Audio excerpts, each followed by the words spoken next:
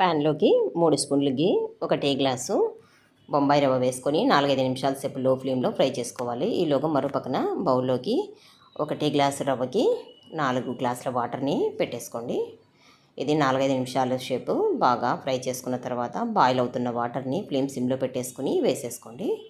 ఇందులోకి కొద్దిగా food colour, yellow food colour వేసుకోండి. జస్ట్ ఒకసారి కలిపేసుకొని దగ్గర పడే వరకు లో టు మీడియం ఫ్లేమ్లో కుక్ చేసుకోవాలి. ఇలా దగ్గర పడిన తర్వాత ఒక టీ గ్లాసు షుగర్ వేసుకోండి.